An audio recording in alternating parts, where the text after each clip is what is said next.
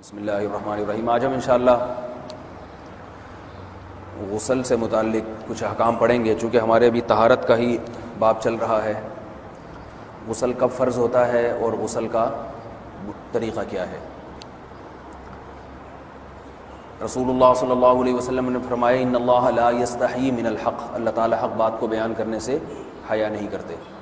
تو غسل کے جو مسائل ہیں ان میں بھی بعض دفعہ کچھ ایسی باتیں آتی ہیں جو بظاہر حیا کے خلاف ہیں، لیکن علم کی ایک بات ہے، سیکھنے اور سکھانے میں حیا اگر کریں گے تو پھر ظاہر ہے ساری زندگی جاہل ہی رہے گا انسان۔ اور غسل کے مسائل سیکھنا اس لیے ضروری ہے کہ غسل جب فرض ہوتا ہے تو جب تک مکمل غسل نہ ہو آپ کی نماز ادا نہیں ہوتی۔ رسول اللہ صلی اللہ علیہ وسلم نے فرمایا الماء من الماء، حدیث ہے کہ غسل فرض ہوتا ہے خواہش نفس کے ساتھ جسم سے منی خارج ہونے سے۔ مرد پہ غسل کب فرض ہوگا؟ جب اس کے جسم سے شہوت کے ساتھ منی خارج ہو۔ منی بالکل سفید رنگ کی چیز ہے، ایک ہوتی ہے مزی۔ شہوت پیدا ہونے سے اگر کسی کے مرد یا عورت کے صرف رطوبت خارج ہونا شروع ہو گئی اس سے غسل فرض نہیں ہوتا۔ جب تک مکمل شہوت پوری نہیں ہو جاتی اور مادہ منویہ خارج نہیں ہو جاتا، چاہے احتلام کی صورت میں ہو یا کسی بھی طرح سے ہو۔ مردوں کے ساتھ چونکہ یہ بہت زیادہ ہوتا ہے، نائٹ فال کی صورت میں مردوں پر غسل کی یہ صورت بہت زیادہ فرض ہوتی ہے۔ جیسے ہی بلوغت ہوتی ہے تو احتلام شروع ہو جاتا ہے، ہفتے میں 1 دفعہ 2 دفعہ 3 دفعہ، بعض نوجوانوں کو روزانہ بھی 2 دفعہ ہوتا ہے، جبکہ خواتین میں یہ والے غسل کی صورت بہت ہی کم ہوتی ہے کہ ان کو نائٹ فال ہو یا اس طرح سے غسل فرض ہو۔ ہزاروں میں کسی ایک عورت کے ساتھ ایسا ہوتا ہے۔ ایک صورت تو یہ ہے غسل فرض ہونے کی۔ دوسری صورت کیا ہے کہ جب انسان اپنی زوجہ کے ساتھ ملاپ کرے اور انٹرکورس ہو جائے، چاہے اس صورت میں ڈسچارج دونوں میں سے کوئی ہو یا نہ ہو، لیکن دونوں پہ غسل فرض ہو جائے گا، مرد پہ بھی اور عورت پہ بھی۔ یہ تو مردوں کے غسل کے فرض ہونے کا۔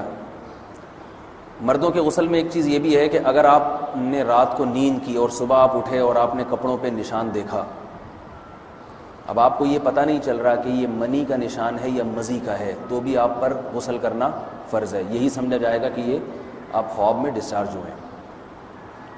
عورت پر جو غسل فرض ہوتا ہے ایک اور صورت میں ہوتا ہے کہ جب خواتین کو ایام آنا بند ہو جاتے ہیں، حیض یا نفاس سے جب پاک ہو جائیں تو بھی ان پہ غسل فرض ہے۔ یہ تو غسل کی فرضیت سے متعلق احکام تھے۔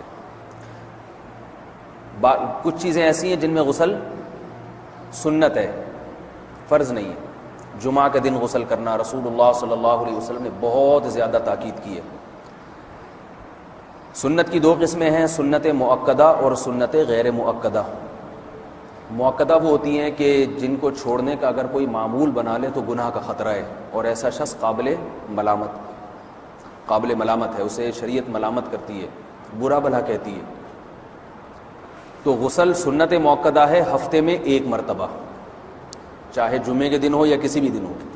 جو مسلمان ہفتے میں 1 دفعہ بھی نہیں نہاتا، وہ کتنا ہی نیٹ کلین ہو، مگر شریعت کی نظر میں وہ قابل ملامت ہے، اسے تانے دینے چاہیے کہ شرم نہیں آتی، ہو مسلمان مگر رہتے ہو بھنگیوں اور چماروں کی طرح۔ ملامت تو اسی کو کہتے ہیں نا۔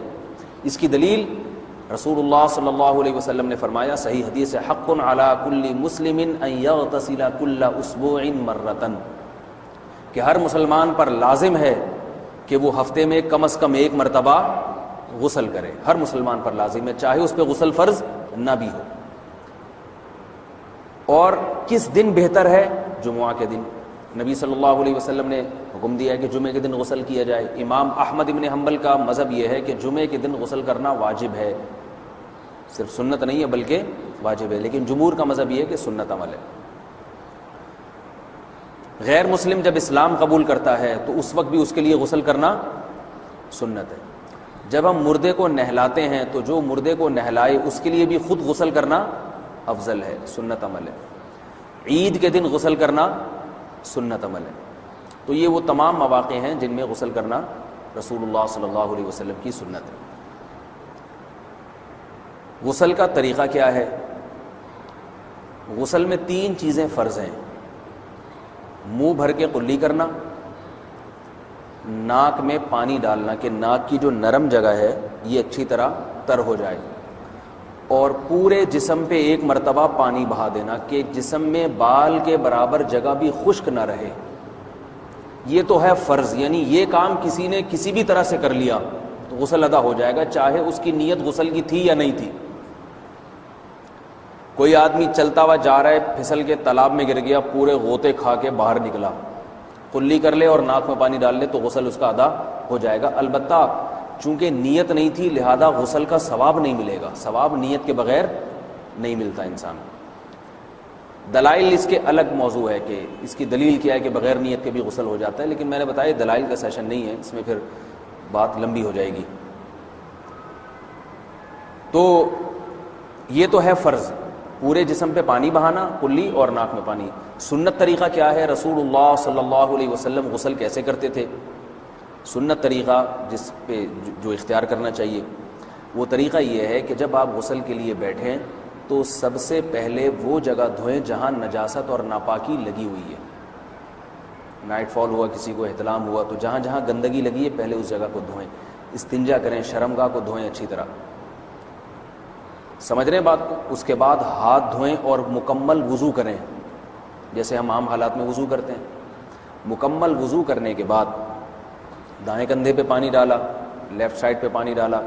پہلے زمانے میں تو چلو سے غسل ہوتا تھا، ہاتھ دھو لیے تو اب چلو سے پانی لے کے یہاں ڈالا جا رہا ہے، چلو سے پانی لے کے یہاں ڈالا جا رہا ہے، پورے جسم پہ ملا جا رہا ہے، اور چلو سے پانی لے کے 3 دفعہ سر پہ ڈالا جا رہا ہے۔ تو آج کل چلو ولو تو ہے نہیں، شاور کے نیچے جا کے کھڑے ہو جاتے ہیں، تو اس میں یہ کہ شاور کھولیں اس میں کھڑے ہو جائیں، سارے چلو اس میں خود بخود ہی ہو جائیں گے، پورے جسم پہ پانی بہہ جائے گا۔ نبی صلی اللہ علیہ وسلم کے دور میں یہ جدید چیزیں نہیں تھیں، شیمپو اور صابن، تو آپ صلی اللہ علیہ وسلم بیری کے پتوں سے غسل کی ترغیب دیا کرتے تھے۔ بیری کے پتوں کو اگر پانی میں پکایا جائے تو پانی میں میل کچیل صاف کرنے کی صلاحیت بہت بڑھ جاتی ہے۔ ہمارے زمانے میں اس تکلف کی ضرورت نہیں ہے، صابن ملتے ہیں اس سے نہا لے آدمی، نہایا کریں، بہرحال کہنے کا مقصد یہ آپ لوگوں سے۔ تو یہ سنت طریقے سے غسل ہو جائے گا آپ کا، سمجھ رہے ہیں بات کو؟ سب سے پہلے استنجا کیا، اس کے بعد وضو کر لیا، اس کے بعد غسل کر لیا۔ اگر کسی نے غسل میں وضو نہیں کیا اور ویسے ہی پورے جسم پہ پانی بہا دیا تو بھی اس کا وضو خود بخود ہو جائے گا، اس غسل سے وہ نماز پڑھ سکتا ہے، کیونکہ بعض لوگ غسل کرنے کے بعد دوبارہ وضو کر رہے ہوتے ہیں، اس کی ضرورت نہیں ہے، کیونکہ جب غسل کرتے ہیں تو وضو والے اعضاء تو خود بخود اس میں دھل جاتے ہیں۔ یہ ہے غسل کا طریقہ۔ وضو کیسے ٹوٹتا ہے؟ جن چیزوں سے غسل فرض ہوتا ہے ان چیزوں سے وضو تو بہرحال ٹوٹتا ہی ہے، اس کے علاوہ بھی وضو ٹوٹتا ہے۔ اس سے پچھلے لیکچر میں نے کچھ تفصیل بتائی تھی کہ نجاست جسم سے کہیں سے بھی خارج ہو جائے یا نجاست نکل کے بہہ پڑے، اگر قضائے حاجت کی جگہوں سے نجاست خارج ہوئی ہے تو نظر بھی آ جائے وضو ٹوٹ جائے گا، اور قضائے حاجت کے علاوہ جگہوں سے اگر نجاست خارج ہوئی ہے، خون وغیرہ ہے جیسے، تو جب تک نکل کے بہے گا نہیں تو اس وقت تک وضو نہیں ٹوٹے گا۔ سمجھ رہے ہیں بات کو؟ وضو کا طریقہ کیا ہے؟ سب سے پہلے دونوں ہاتھوں کو دھویا جائے، 3 دفعہ کلی کی جائے، مسواک کی جائے، 3 دفعہ ناک میں پانی ڈالا جائے، پھر پورے چہرے کو، پیشانی یہ جو ہے جہاں سے پیشانی ہماری شروع ہو رہی ہے اور تھوڑی کے نیچے، تھوڑی جہاں ختم ہو رہی ہے، اور ایک کان کی لو سے دوسرے کان کی لو تک 4 اعضاء ہیں وضو میں دھونا فرض ہیں۔ 1 چہرہ، نمبر 2 بازو، نمبر 3 سر کا مسا، چوتھائی سر، اور نمبر 4 پاؤں کو دھونا۔ اس کی دلیل قرآن مجید کی مشہور آیت ہے فَاغْسِلُوا وُجُوهَكُمْ وَأَيْدِيَكُمْ إِلَى الْمَرَافِقِ۔ اللہ فرماتے ہیں ایمان والو جب نماز کا ارادہ ہو تو اپنے چہروں کو اور اپنے ہاتھوں کو دھو، سر کا مسا کرو اور پاؤں کو ٹخنوں سمیت دھو۔ دھونے کا حکم ہے قرآن مجید میں۔ البتہ سر کے بارے میں یہ نہیں ہے پورے سر کا مسا کرو، بلکہ آ رہا ہے وَامْسَحُوا بِرُؤُوسِكُمْ، با کا لفظ ہے، با آتی ہے تبعیض کے لیے کہ سر کے بعض حصے کا مسا۔ اب بعض حصے کا قرآن حدیث میں کہیں تذکرہ نہیں ہے، تو اس میں فقہاء کرام کے اجتہادات ہیں۔ امام شافعی فرماتے ہیں تھوڑا سا بھی ٹچ کر لیا سر کو ہو جائے گا، امام ابو حنیفہ فرماتے ہیں نہیں کم از کم 1/4 کا ہونا ضروری ہے۔ سب کے اپنے اپنے دلائل ہیں، ان دلائل میں نہیں جاتا۔ فقہ حنفی کو جو فالو کرنے والے ہیں تو ان کو چاہیے کم از کم 1/4 سر کا مسا، یہ فرض ہونے کے لیے ضروری، مگر سنت کیا ہے؟ پورے سر کا مسا۔ نبی صلی اللہ علیہ وسلم دونوں ہاتھوں کو بھگو کے پورے سر کا مسا کرتے تھے ایسے، سمجھ رہے ہیں بات کو؟ اور مسا کے جو یہ ٹیکنیکل طریقے ہیں کہ آپ یوں پہلے انگلی بنائیں، پھر یوں لے کر جائیں، پھر یوں گھما کے لائیں یا پھر یوں، یہ ٹیکنیکل طریقے حدیث سے ثابت نہیں۔ مسح کا طریقہ کیا ہے؟ بھیگا ہوا ہاتھ لے کے ایسے پورے سر کو ہو گیا۔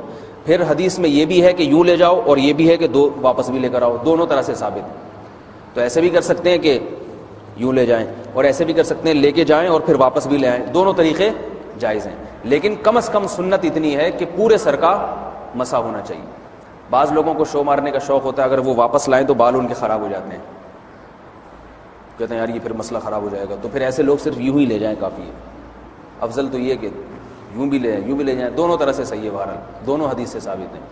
سمجھ رہے ہیں بات کو؟ اور یہاں ایک اہم مسئلہ بتا دوں، قرآن مجید نے پاؤں کو دھونے کا حکم دیا ہے، پاؤں پہ مسح کرنے کا حکم نہیں دیا، اور حدیث میں خفین پر مسح کرنے کا حکم ہے۔ تو قرآن اور حدیث کو فقہاء نے جمع کیا ہے، لہذا وہ موزے جن میں آسانی سے پاؤں دھوئے جا سکتے ہیں ان میں چاروں ائمہ کے نزدیک پاؤں پہ مسح کرنا جائز نہیں۔ سعودی عرب میں جو بعض سلفی حضرات اور یہاں ہمارے ہاں بھی اہل حدیث حضرات نے عام موزوں پر بھی جو مسح کی ایک روایت ڈال دی ہے، اسلاف میں، تابعین، تبع تابعین میں اور چاروں ائمہ کے مذاہب میں اس کا ثبوت نہیں ملتا۔ اگر اسلاف میں کوئی قائل بھی ہے تو ایک شاذ قول، اکا دکا قول ملتا ہے، ورنہ یہ ائمہ اربعہ کے مذہب کے خلاف ہے، اور جو احادیث جو نقل ہوتی ہیں صحیح سند کے ساتھ ان کے بھی خلاف اور قرآن کی آیت کے بھی خلاف ہے۔ اس لیے کسی نے عام ساکس پہ اگر مسح کر لیا، جو عام طور پہ آفس پہن کے جاتے ہیں لوگ، اس میں تو پاؤں، آپ اگر ساکس کو پانی کے نیچے رکھیں پورا پاؤں دھل جائے گا آرام سے، تو وہاں کیا ہو رہا ہے کہ قرآن مجید کے حکم کی مخالفت لازم آ رہی ہے، آپ پاؤں دھو نہیں رہے۔ تو اس لیے ہم یہ سمجھتے ہیں کہ اس صورت میں نماز ادا نہیں ہوگی۔ سعودی عرب میں بعض سلفی حضرات نماز پڑھاتے ہیں، وہ ایسے ہی کرتے ہیں کہ عام ساکس پہ مسح کر کے نماز پڑھا لیتے ہیں، تو فتویٰ اسی پر ہے کہ ان کی اگر کسی کو یقین ہے کہ اس نے عام ساکس پہ مسح کر کے نماز پڑھائی ہے تو اس کے پیچھے نماز ادا نہیں ہوگی، کیونکہ قرآن کے مطابق اس کا وضو ہوا ہی نہیں ہے۔ صدیوں تک کوئی بھی اس قول کا قائل نہیں رہا ہے کہ عام ساکس پہ بھی مسح ہو جاتا ہے۔ یہ ابن تیمیہ رحمہ اللہ تعالیٰ 7ویں صدی میں اس کے قائل تھے، اور تابعین میں اکا دکا قول ملتے ہیں اس کے، لیکن شاذ قول ہیں، مرجوح قول ہیں جن پر امت نے فتویٰ نہیں دیا، اور اب سعودی عرب میں بعض سلفی حضرات اس کے قائل ہیں۔ ہمارے ہاں اہل حدیث حضرات بھی چونکہ اکثر سعودی عرب کے سلفی حضرات ہی کو فالو کرتے ہیں، تو انہوں نے بھی وہیں سے یہ فتویٰ لیا ہے، لیکن ائمہ اربعہ کے مذہب میں اور دلائل کے لحاظ سے دیکھا جائے تو یہ مذہب کمزور ہے۔ قرآن نے پاؤں کو دھونے کا حکم دیا، آپ دھوئیں گے پاؤں جب تک دھونا ممکن ہے۔ چمڑے کے موزے ہیں ان کو دھونا ممکن نہیں ہے اتارے بغیر، لہذا ان موزوں کے اوپر مسح ہو جائے گا، تو اس سے قرآن پر بھی عمل ہو جائے گا اور حدیث پر بھی عمل ہو جائے گا۔ اس لیے ائمہ اربعہ نے جو قرآن و حدیث کو سمجھ کے جو فیصلہ کیا ہے اس پہ چلنا ہمارے لیے زیادہ مفید ہے بنسبت آج کل کے جو علماء ہیں ان کی اپنی ذاتی آراء پر۔ اس لیے یہ بھی ایک وضو سے متعلق اہم مسئلہ تھا، سمجھ رہے ہیں؟ باقی تو ماشاءاللہ وضو کرنا سب کو آتا ہی ہے، اور وضو کے بعد دعا کیا ہے؟ کلمہ شہادت، اشہد ان لا الہ الا اللہ وحدہ لا شریک لہ اشہد ان محمدا عبدہ ورسولہ اللہم اجعلنی من التوابین واجعلنی من المتطہرین۔ اے اللہ تو مجھے بار بار توبہ کرنے والوں میں شامل کر دے اور بار بار پاکیزہ رہنے والوں میں شامل کر دے۔ توبہ اس لیے کہ میں نے ظاہری طہارت تو حاصل کر لی، مجھے روحانی طہارت بھی عطا کر دے، اگر میں نے گناہ کی ہوں تو مجھے ان سے بھی توبہ کی توفیق عطا فرما لے، تاکہ اس لحاظ سے بھی میرا وضو ہو جائے، اس لحاظ سے بھی میں پاک ہو جاؤں۔ سبحانک اللہم و بحمدک، نشہد ان لا الہ الا انت، نستغفرک و نتوب الیک۔